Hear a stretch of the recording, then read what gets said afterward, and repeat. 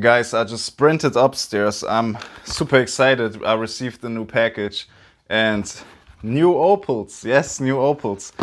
Bro, oh my god, I don't know. I don't know what will be in here, but I'm excited. Let me calm down for a second. Or maybe I should record the whole process. Let's open it. Oh. Oh man, this is exciting. Let's see what's in here.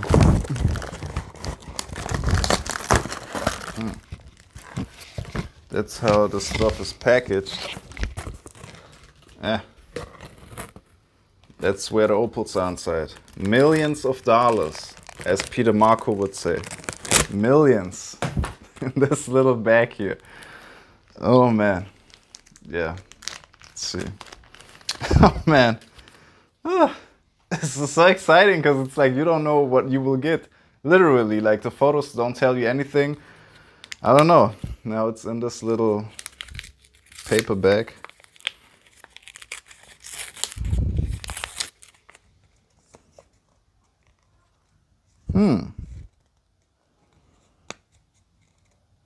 Okay. Oh, okay. Okay. Oh, there's another one. It's 4.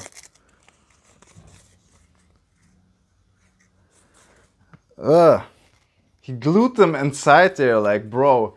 Like, that's how I receive my opals. Like, literally. Like, glued on a piece of paper. Like, that's a professional way to send opals, I guess. I mean, ew. It's kind of gross, but the colors, I paid, I think, 150 euros for this. Could be acceptable. I mean, let's investigate these stones. First off, let's investigate whether they are Australian opals or not. UV light, they do glow, and yes, phosphorescence. Phosphorescence shows us that this is Australian material. You can't really see it, but it is probably the best quality of opal I had yet. It's a little bit smaller and a little bit more flashy. This stone has a lot of blue in it and it looks pretty cool in real life. The blues are really more purple, you know, it's a little bit more purplish and it's a lot of it in it.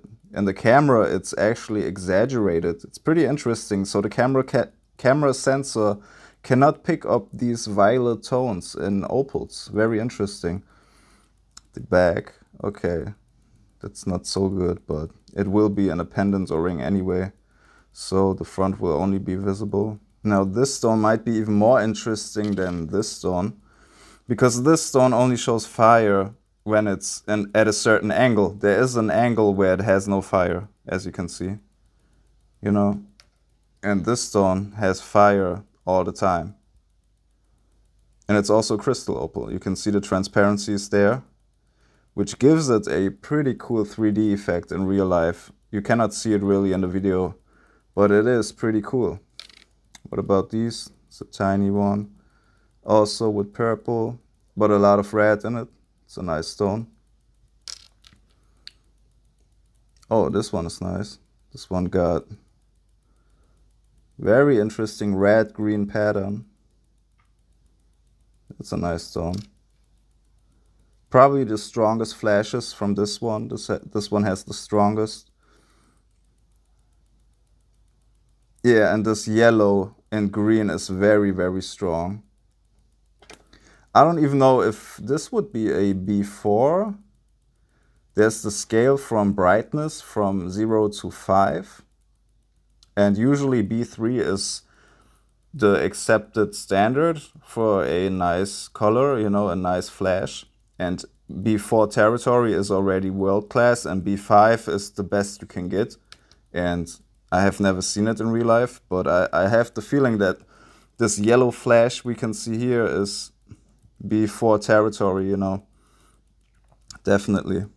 On the back, it's also pretty nice. Looks like That's what I imagine when I hear the name Lightning Ridge. It literally looks like lightning striking. Like, this is the coolest stone I own probably. With this, it's not green in the video, it's green, but it's in real life yellow. And it looks like lightning shooting through the stone. I really like it. I really like this.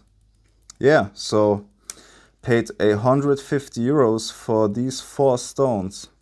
And I'm very happy. Look at them. Super dope. And it's very clear that this stone right here with the yellow has a superb brightness. Definitely, 100%. In particular, maybe it's the color yellow-green. It's a lime greenish yellow color. Pretty accurate in the video right now. That is outstanding. Like, blue is, for instance, very pale compared to this color, and red is in between, I would consider. You know, but that's only for this type of quality. I don't know what's out there, but I can imagine that certain colors are more visible than others, you know? So I can imagine that this yellow is probably also the strongest color we can find in opals. But if we compare it to red, yeah, I mean, there's something about yellow that's more outstanding than this orangey red. Pretty cool though, pretty cool. Let's throw them on the scale. This is not a professional scale, but it will do the job.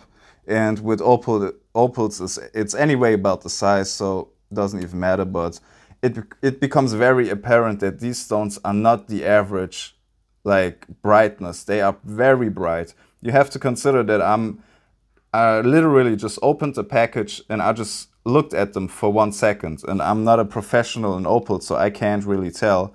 But I'm trying to give you my reaction as soon as possible, you know, straight out of the box. And the longer I look at them and at the surroundings, I realize they are very bright compared to all the other stones. And hey, it's 10 carats. 10 carats for 150 euros with this type of color, you will find nowhere. I promise you that, nowhere. I know this might sound crazy, but smartphone cameras can probably help us identify opal potential. Because what you see as blue or purple here, you know, these dark purple spots, are not really visible in real life. It's more a hazy cloud inside of the stone. I haven't seen it in this tooth shape, but since I put the camera on it, it's more visible. And now I start realizing there's also quite a potential inside of this stone. But as you can see, the color is on these 2 sides, and in between is nothing. Almost nothing. So it all depends on the direction of the fire. You know, is there enough fire, and the direction of the fire, the strength of the fire. As you can see here, there's a lot of blue in it also, which you wouldn't even realize like that unless you put a camera on it and you start seeing that, wow, there's a lot of blue in it apparently. And here also, you know, very interesting.